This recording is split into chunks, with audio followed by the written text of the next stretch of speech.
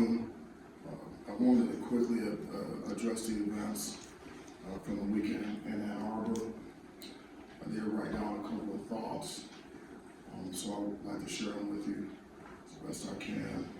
First and foremost, Michigan State football is about integrity, discipline, unselfishness, toughness, and accountability. The incidents involving a small group of our players do not represent our culture. Second, I made a decision to suspend players based upon video evidence that was provided to me and our athletic director yesterday. The suspensions will allow the players to receive academic support and medical services, but they will not be able to attend any organized team activities, including meetings, practices, weight training, or games. Our entire team will be cooperating with law enforcement and the Big Ten Conference to further evaluate the events in Ann Arbor. These suspensions will remain in place until the investigations are completed. When we have a full report, I will address further actions if needed. We're not here to make any excuses for the behaviors Saturday. They are unacceptable. It's also very important to say we honor the traditions of the Big Ten Conference, including the Michigan State-Michigan rivalry game, and we have a responsibility to uphold the values of this great university. We are deeply sorry. We are deeply sorry to both universities, the conference, our fans, alumni, supporters, and of course, all of our student athletes, past and present. Out of respect for the integrity of the investigation, it would be irresponsible for me to comment further. We'll have more updates as we learn more. I'm happy to answer any questions about the game or the upcoming game at Illinois. So with that, I'll open it up.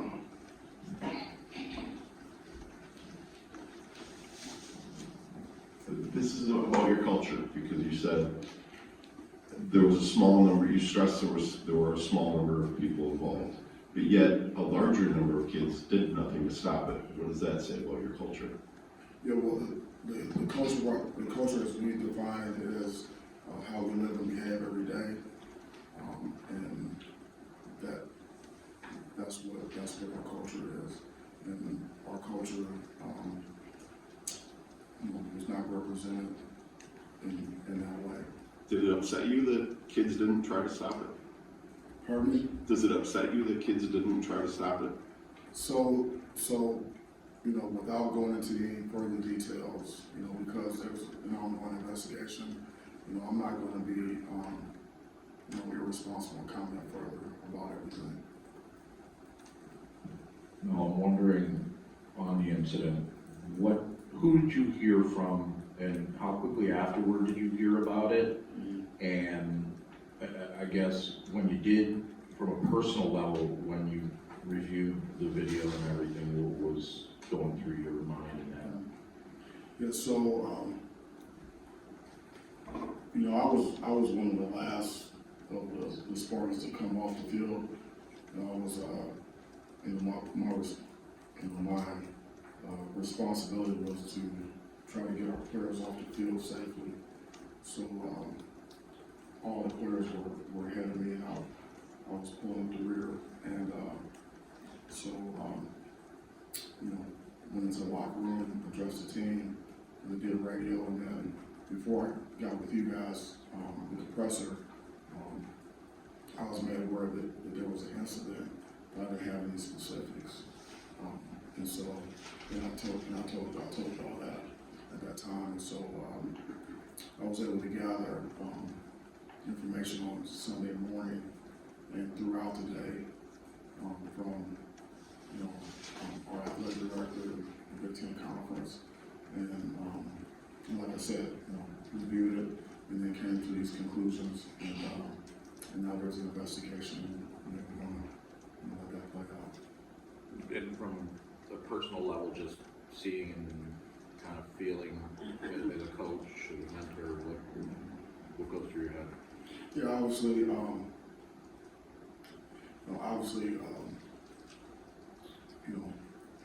we're sorry for what happened, just like I just mentioned,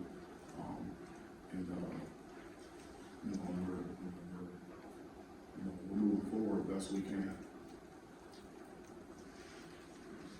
Now, a head coach can't control everything his players do 24/7. How much responsibility do you take for this? Yeah, so, that's a great question. And so, what I've done, in taking action, that's part of my responsibility. So, again, I talk about accountability and things like that. And so, that's what I am. That's what I'm doing. Oh, I'm curious. I know the athletic directors have spoken all that. Have you spoken to anyone? Have you spoken to Jim Harbaugh or anything like that since this happened? I have not. Do you intend to? Or I haven't spoken to him yet. what was your message to the team then?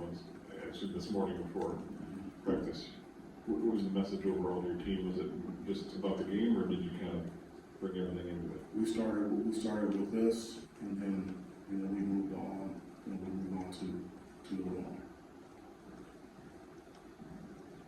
Coach Tucker, a different video was circulating over the weekend. It looked like a fan reaching out and touching you swinging, knocking an arm away. Can you provide more context to that? Was that somebody reaching inappropriately, somebody you may have known? Just curious what that was. Yeah, it was alarming, but obviously, there's an investigation, and so, I'm not gonna be irresponsible and comment further on that. By an investigation, you mean the police investigation, or, There's an investigation, there are investigations going on at this time, about, things that took place. Mel, you said that you were not going to comment further because of the criminal investigation. Jim Harbaugh just said he'd be surprised if this did not result in criminal charges. Do you have a reaction to that reaction? Yeah, well, like I said, out of respect for the integrity of the investigation, it would be irresponsible for me to comment further. Many people sort of wondering how it all sort of started. Did you get any video that gave a clearer, indication of how everything just transpired? Yeah, so, again, that's a great question, and I understand that you have a job to do, and those are the questions that need to be asked, but it's really irresponsible for me to, with the investigation, ongoing, for me to comment further about anything at this point. Let me ask you this: as you move forward, how do you recover from this and the image that this represents? How do you move forward? We're laser focused on Illinois, and that was a big part of our message this morning. And it's always what's most important is what we do next. And so we're focused on Illinois, and we're going to prepare every day the best we can. Just off of your initial reaction to what happened, do you have an issue with the tunnel, the way it is set up, or with the fact that 2 Michigan players were up there while your team was up there? Yeah, again, that's not something for me to speak to. So, I mean, obviously, you know, there's an ongoing investigation, and so, you know, I'm not gonna comment any further on that. And then every Monday that, we've been in here talking, maybe you have talked about facing adversity and how well your team has done in getting past that. How difficult is it to now be in your position where you face that adversity, but now you have more off the field distractions to just add to that? Yeah, so, that's a great question. We actually talked about that this morning. And so, you know, we're choosing, you know, to move forward, and work every day to get better in everything that we're doing.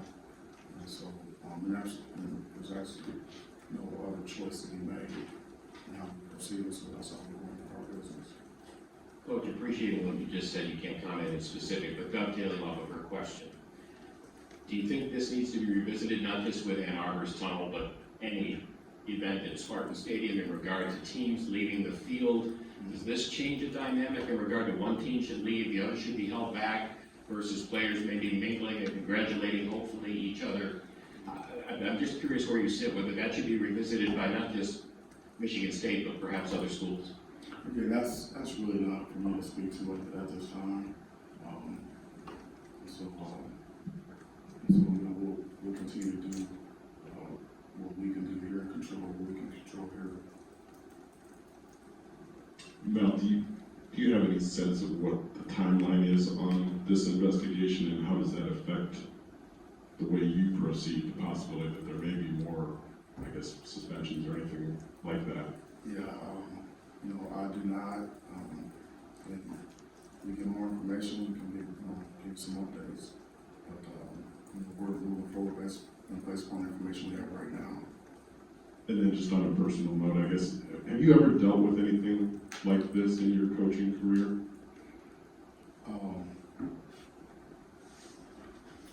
It's that's a great question, because in coaching, just like in life, there's always things that, you know, that come up, and so have I faced challenges and adversity? Absolutely, and you know, I always believe in first, you know, trying to do the right thing, and then taking the next right step. So, you know, that's what we do. Now, obviously, this eats up a lot of the oxygen in this room and a lot of rooms throughout the state. What happened afterwards in the tunnel? I'm wondering, with your team, how you prevent it from, and what the vibe is. Is it different than it is out here in terms of the amount of focus this has, and how much it's a conversation piece, and how you, you said you addressed it always, but how you monitor that kind of going forward? Are you speaking to the focus of the team? Yeah, the team, and how, what the conversations are in there, and are you, is it sort of the dominant conversation piece within the team, and how easy is it to prepare for an opponent then? Well, we had a very focused practice today. The meetings were clean and crisp. And guys were, you know, into the game plan. We hit the field. We were enthusiastic. You know, coaches are coaching hard. We moved at a good pace, and it was one of the more focused practices we had this season. Hey, Mel, President, you're right. There you go. Specifically with Angelo and Zion, these are two guys who were starters. I know you talked a lot about this year, but I was wondering specifically how you plan to replace those guys for the future. Yeah, well, so, you know, we'll have to see. You know, it is a next man up mentality for us, and it will always be that way. So we'll proceed, and we'll see how it turns out by the end of the week. Upon reflection, is there anything you look back on how you prepared your guys to act after a game? Anything you would change in what you thought? Yeah, I really appreciate that question. And you know, as we get more information, you know, about with this investigation, then we'll be able to you know, give more updates about, you know, things like that, and anything else related to it. rivalry games are obviously always very intense and it can get heated, but what do you hope that maybe both sides, both programs have sort of learned from this? You know, well, again, I mean, we're not here to make any excuses about the behaviors. And so, you know, we're gonna be accountable, transparent. You know, integrity is very, very important. You know, we're gonna continue to learn, you know, as we go. And work every single day to get better. And that's how we want to approach it. Now, everyone has an opinion, you're gonna hear them all. How troubling was this to you this weekend? How distracted have you been by this? Well, again, I mean, so we're deeply sorry to both universities, you know, the Big Ten Conference, you know, our fans, alumni, you know, our student athletes, you know, past and present, you know, and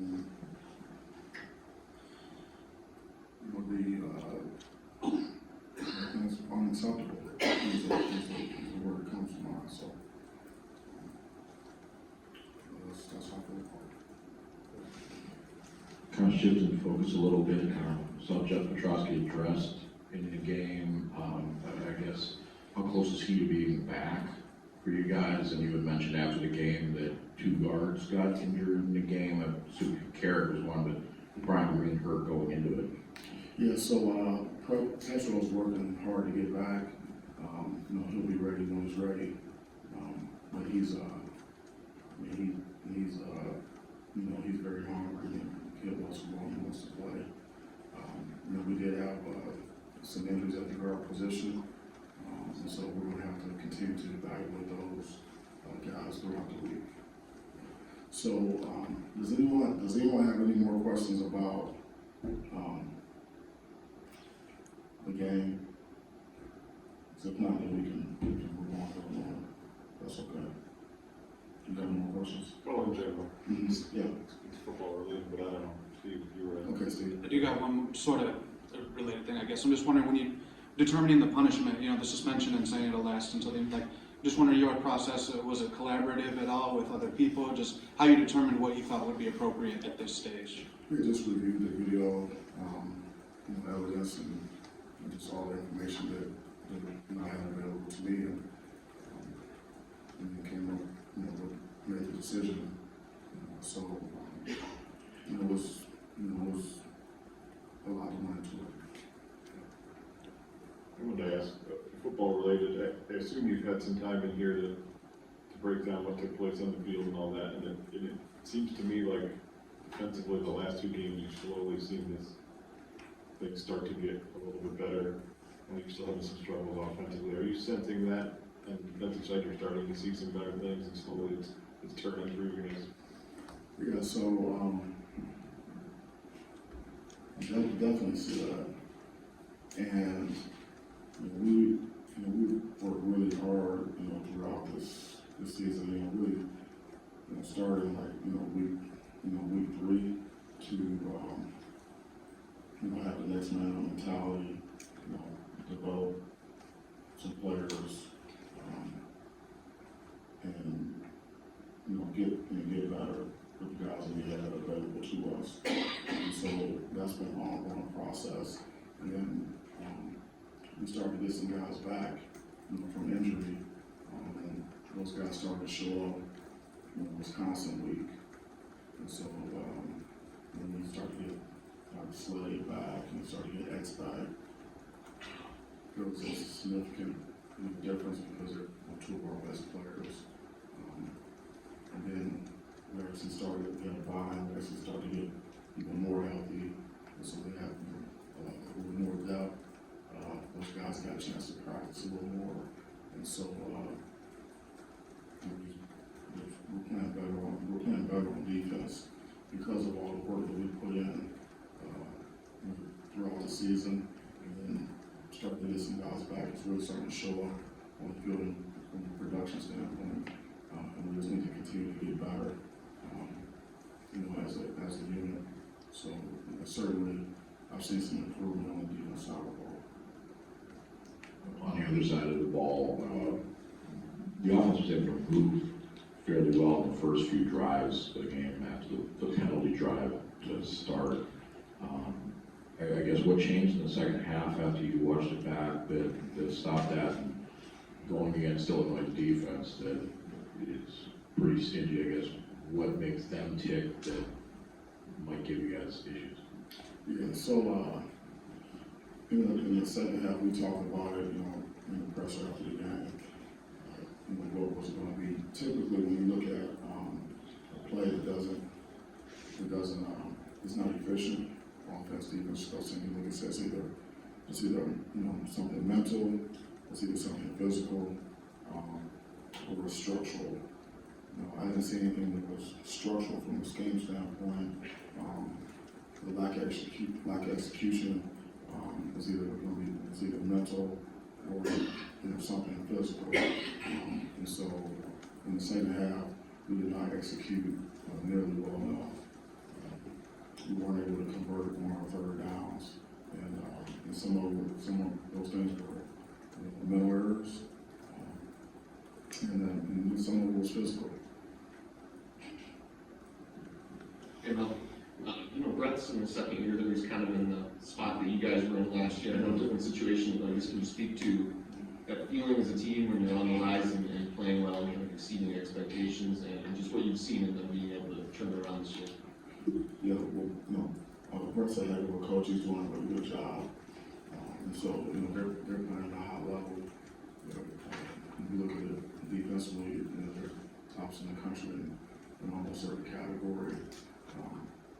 And they're able to play confident football, and they play hard and they're physical. They have some really good players and have a really good scheme. And so, that's who they are. And I expect them to probably be even better than what they've shown on tape so far, because they continue to get better. They're doing a great job. Mel, Jim Tressel in his second year wins a national championship. Your second year, you win 11 games. You see Brett now in his second year. What is it about the second time, even if there's a fall off after that, that suddenly everything seems to come together for a lot of programs? I think it's different with each program. But I can only speak to how things have been like for us. We're talking about from year one, year two. The players have a better understanding of what you want. The culture, the foundation has been laid and it begins to be cemented, in year two. And then as everyone becomes more confident in the process, understands more of, why we do things that we do, and, guys start to play faster, they start to play more physical, and start to play with more confidence, and then the execution is important. If you can execute on a consistent basis, with all those factors, all that experience, then you have a chance to win. I know in any year, like especially when you have a good year, you're going to win close games. You got to win close games. You got to get win games in the fourth quarter. And so the places that I've been, that's what has happened in year two. Another running back, Brown. I'm just wondering what you see from him on tape, how important he is to what they do offensively, and if he reminds you of anybody you played, this year or recently. Yeah, I need to watch more film on him. I just know he's a really good player. I know he's a really good player. I need to watch more film on him to give you more specifics. Someone asked earlier about like preparation for the game and things like that. I haven't watched any Illinois film. I have not watched any Illinois film. My staff has, but I haven't watched them play. yet. So I have catching up to do. So by the time we practice tomorrow morning, I'll have all the film watched. Because I'm leaning on my staff, and the players right now, to be laser focused, and that's what I saw today. Is it because of the circumstances, like in a normal week, everything all smooth, you would have seen a little bit at least by now, probably? It was all about priorities. Now, how well do you know Brett Bielema? And then secondly, I wanted to ask you about you mentioned at the end of the game you had some issues with the guards in terms of health, and are you going to be anticipating being shorthanded on the offensive line this week as well? We will have to see. Rob Scott does a great job, our head trainer, and his staff, and so the guys are constantly getting treatment, and we'll continue to evaluate guys, and we'll have to see if the guys will be ready when they're ready. He moves the first part. Just how well you know Brett Bielema, like your relationship going back, have you crossed paths a number of places and things like that? Yeah, I do know Brett. I don't know him like extremely well, but I do know him. I know he's a heck of a football coach. He's a really good coach. He's a hard-nosed coach. Always about being physical, being sound, being great on special teams. I have a lot of respect for him as a coach and what he's done in his career. That's it. Thanks, Coach. Thank you so much. We'll see you next time. Thanks, Lynn.